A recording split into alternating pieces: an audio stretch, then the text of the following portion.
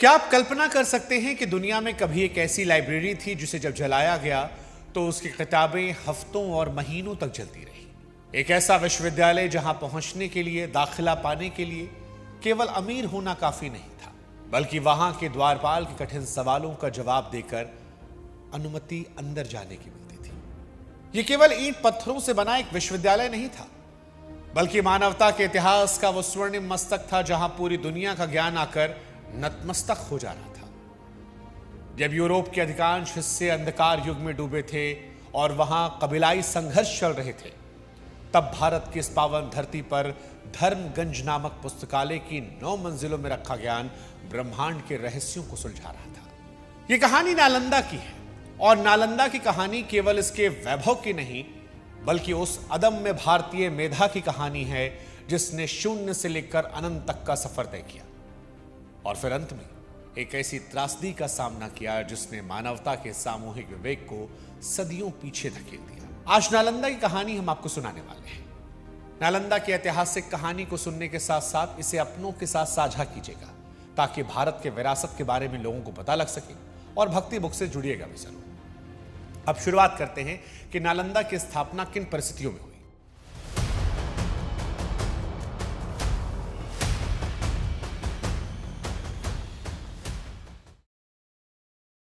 तो देखिए, नालंदा की शुरुआत की कहानी किसी चमत्कार से कम नहीं लगती। यह इलाका बहुत पुराने समय से ही पवित्र माना जाता था, क्योंकि यहां भगवान बुद्ध और भगवान महावीर के कदम पड़े थे। लेकिन एक यूनिवर्सिटी के तौर पर इसकी असली पहचान गुप्त साम्राज्य के दौरान बनी थी। आज से करीब 1600 साल पहले राजा कुमार गुप्त प्रथम ने इसकी पहली नींव रखी थी। यह वो दौर था जब भारत हर क्षेत्र में तरक्की की ऊंचाइयों पर था, और यह राजाओं के सपने जैसा था। एक सपना जहां पर ऐसी दुनिया बसाई जाए जहां दुनिया भर का सारा ज्ञान एक छत के नीचे मिल सके। कुमार गुप्त के बाद जितने भी राजा आए, उन्होंने इसे और भी बड़ा और भी भव्य बनाया। ये यूनिवर्सिटी केवल सरकारी पैसे से नहीं चलती थी, बल्कि आम जनता और किसानों का भी इसमें बहुत बड़ा दिल था। उस समय के करीब 100 से ज्यादा गांवों की कमाई यानी लगान इस यूनिवर्सिटी के खाने पीने और रखरखाव के लिए खुशी खुशी दान किए जाते थे। धीरे धीरे ये एक छोटा सा इलाका नहीं, बल्कि ज्ञान की एक ऐसी इंटरनेशनल राजधानी बना जहां की चर्चा दुनिया के कोने कोने में होने लगी। नालंदा में प्रवेश पाना बहुत कठिन था। जानते क्यों? दरअसल नालंदा में एडमिशन लेना आज से किसी भी बड़े कॉलेज से कहीं ज्यादा टफ था। यहां केवल पैसा या सिफारिश के दम पर घुसना नामुमकिन था। यूनिवर्सिटी के मुख्य दरवाजों पर जो रक्षक बैठते थे, उन्हें द्वार पंडित कहते थे। वो केवल सिपाही नहीं थे, बल्कि अपने आप में बहुत बड़े विद्वान थे। चीनी यात्री हेनसोंग ने खुद अपनी डायरी में लिखा कि उसे भी प्रवेश के समय इन द्वारपालों के कठिन सवालों का सामना करना पड़ा। अगर कोई छात्र नालंदा में पढ़ने का सपना लेकर आता, तो सबसे पहले गेट पर खड़ा करके इन पंडितों द्वारा बहुत ही कठिन सवालों का जवाब देना पड़ता। वे छात्र की दिमागी ताकत, उसके बोलने का तरीका और उसके ज्ञान की गहराई को अच्छी तरह से परखते थे। इतिहास बताता है कि 10 में से 2-3 छात्र ही इन सवालों के जवाब दे पाते थे, और वही अंदर जाने की परमिशन पाते थे। यह व्यवस्था इसलिए बनाई गई थी ताकि पूरी दुनिया को यह मैसेज मिले कि नालंदा में वही पढ़ेगा जो वाकई में ज्ञान का असली हकदार है। यह दुनिया का पहला ऐसा संस्थान था जहां सिर्फ और सिर्फ आपकी काबिलियत की कद्र की जाती थी। नालंदा की वास्तुकला भी बड़ी खास थी। उस जमाने में इंजीनियरिंग का सबसे बेहतरीन उदाहरण नालंदा की इमारतें थी। ये पूरी यूनिवर्सिटी लाल ईंटों से बनी थी, और इसकी खूबसूरती देखकर बाहर से आने वाले यात्री दंग रह जाते थे।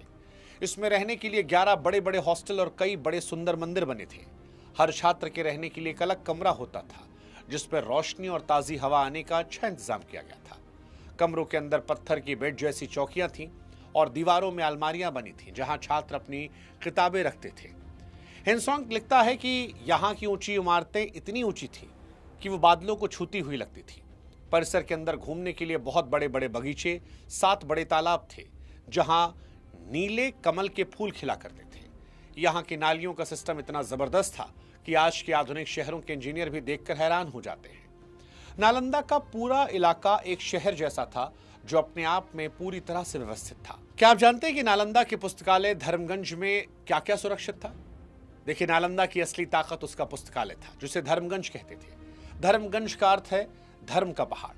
ये कोई आम लाइब्रेरी नहीं थी, बल्कि 3 बड़ी इमारतों में फैली हुई थी, जिसका नाम रत्नासागर, रत्नोदधि और रत्न रंजक था। रत्नोदधि नाम की इमारत तो 9 मंजिल ऊंची थी और इसमें लाखों की संख्या में हाथों से लिखी गई अनमोल किताबें मौजूद थी। यहाँ केवल धर्म की बातें नहीं होती थीं, बल्कि मेडिकल साइंस, अंतरिक्ष का विज्ञान, गणित, दर्शन शास्त्र और तर्कशास्त्र का ऐसा भंडार था जो उस समय दुनिया में कहीं और नहीं मिल रहा था। बहुत से लोग सोचते हैं क्या वाकई किताबें इतनी ज्यादा थी? देखिए, हकीकत तो ये है कि पांडुलिपियां ताड़ के पत्तों और चर्म पत्रों पर लिखी गई थी और उन्हें सुरक्षित रखने के लिए खास तेल और लेप का इस्तेमाल होता था। ये वो जगह थी जहां महान आर्यभट्ट जैसे वैज्ञानिकों ने ब्रह्मांड के रहस्यों पर रिसर्च की। हालांकि आर्यभट्ट गुप्त काल के शुरुआती दौर के थे, लेकिन उनका गहरा जुड़ाव इसी क्षेत्र और इस संस्थान के बौद्धिक मार्गदर्शक के रूप में रहा। ये लाइब्रेरी पूरी दुनिया के लिए ज्ञान का एक ऐसा बैंक थी जिसकी कमी आज का इंटरनेट भी पूरी नहीं कर सकता। अब इस वीडियो को सुनते वक्त आपके मन में सवाल आएगा कि नालंदा में रहने वाले शिक्षकों छात्रों का जीवन कैसा था। तो देखिए, नालंदा का रोज का जीवन अनुशासन और शांति के साथ बीतता था। सुबह होते ही एक बहुत बड़ा शंख बजाया जाता था, जो इस बात का संकेत था कि पढ़ाई का समय शुरू हो गया है। यहाँ लगभग 10,000 छात्र पढ़ते थे और पढ़ाने के लिए 2,000 से ज्यादा प्रोफेसर या आचार्य थे। टीचर और स्टूडेंट का अनुपात इतना शानदार था कि हर छात्र पर पूरा ध्यान दिया जाता था। यहाँ पढ़ाई का तरीका केवल रटना नहीं, बल्कि आपस में बहस करना था। हर विषय पर घंटों चर्चाएं होती और छात्र को तब तक संतुष्ट नहीं किया जा सकता था जब तक वो अपने लॉजिक से गुरु को मना ना ले। यहाँ की पढ़ाई बिल्कुल मुफ्त थी और छात्रों को किसी बात की चिंता नहीं करनी पड़ती थी। छात्र पूरा दिन पढ़ाई में बिताते और शाम का समय मेडिटेशन और योग करने में लगाते। हिंसोंग ने लिखा कि यहाँ के छात्र इतने सभ्य अनुशासित थे कि सैकड़ों सालों में कभी किसी को डांटने या सजा देने की नौबत नहीं आई। अब आपके मन में सवाल हुआ कि फिर नालंदा का विनाश कैसे हुआ? यहीं से सवाल उठता है, नालंदा के विनाश के पीछे बख्तियार खिलजी की सनक क्या थी? नालंदा के अंत की कहानी सुनकर आप भी शायद कांप जाएंगे। 12वीं सदी के आखिर में तुर्क सेनापति बख्तियार खिलजी ने यहां हमला किया। इतिहास की कहानियों में एक बड़ा मशहूर किस्सा है कि खिलजी एक बार बहुत बीमार पड़ा। उसके अपने हकीम उसे ठीक करने में फेल हो गए। तब उसे नालंदा के एक महान डॉक्टर राहुल श्रीभद्र के बारे में बताया गया। खिलजी घमंडी था, उसने शर्त रखी वो किसी भारतीय की दवा नहीं खाएगा। तब कहा जाता है कि वैद्य जी ने उसे कुरान के पन्नों पर एक खास दवा का लेप लगा कर दिया और कहा कि इसे रोज पढ़िए। पन्ने पलटते समय दवा खिलजी के शरीर में पहुंच गई और वो ठीक हो गया। हालांकि बहुत से आधुनिक इतिहासकार इस कहानी को केवल लोक कथा मानते हैं, लेकिन वे इस कड़वे सच पर सहमत हैं कि खिलजी की जलन और नफरत ने इस महान जगह को खत्म कर दिया। उसने हजारों मासूम भिक्षुओं को मौत के घाट उतारा और उस ज्ञान के मंदिर को राख के ढेर में बदल दिया। क्या नालंदा की आग महीनों तक जली थी? नालंदा की लाइब्रेरी में जब आग लगाई गई तो वो दृश्य इंसानियत के इतिहास का सबसे दुखद दृश्य था। कुछ लोग सवाल करते हैं कि क्या आग वाकई महीनों तक जली होगी। देखिए, उस समय के ऐतिहासिक दस्तावेजों के अनुसार वहां किताबों का इतना विशाल खजाना था और वो ऐसी सामग्री से बनी थी जो धीरे धीरे जलती थी। इसीलिए कहा जाता है कि वो आग 3 महीने से 6 महीने तक लगातार जलती रही। अब आप ये सोचिए कि कितनी मेहनत और कितने सालों के रिसर्च से नालंदा में वो लाखों किताब रखी गई होंगी जिसे खिलजी ने धुएं में उड़ा दिया। वो केवल कागज की राख नहीं थी, बल्कि इंसानी सभ्यता का हजारों सालों का अनुभव और साइंस के वो फॉर्मूले थे जो दुनिया को बदल सकते थे। खिलजी की सेना ने उन कीमती किताबों को केवल आग जलाने के लिए ईंधन की तरह इस्तेमाल किया। जो जानकारी दुनिया को कई 100 साल आगे ले जा सकती थी, वो एक हमलावर की छोटी सोच की वजह से मिट्टी में मिल जाती है। उस आग की जलन आज भी इतिहास से महसूस की जाती है, जो हमें सबक देती है कि अज्ञानता कितनी खतरनाक और कितनी विनाशकारी हो सकती है। खैर, आज के दौर में नालंदा के अवशेष से हम क्या सीख सकते हैं?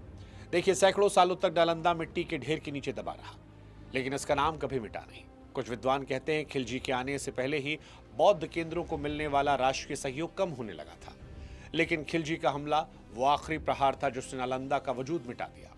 19वीं सदी में जब इसकी खुदाई की गई तो वो दुनिया के सामने भारत का वो गौरवशाली चेहरा वापस ला रही थी जिसे लोग भूल गए थे।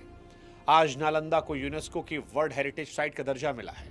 वहां की लाल ईंटें आज भी चुपचाप खड़ी रहकर बताती हैं कि हम अतीत में कितने महान थे। भारत सरकार ने अब फिर से नालंदा यूनिवर्सिटी को एक नए रूप में शुरू किया है। ये हमें बड़ा सबक सिखाता है कि आप इमारतों को तोड़ सकते हैं, किताबों को जला सकते हैं, लेकिन ज्ञान पाने की जो भूख हमारे खून में है उसे खत्म नहीं कर सकते। नालंदा आज भी हमारे लिए गर्व की बात है और हमें ये प्रेरणा देती है कि हम फिर से दुनिया को रोशनी दिखाने वाले गुरु बन सकते हैं। ये कहानी भक्ति बुक पर थी। आपके साथ मैं था शुभांकर। कोई और किस्सा, कोई और कहानी सुनना हो तो कमेंट सेक्शन में लिखिएगा। जय भारत, जय नालंदा।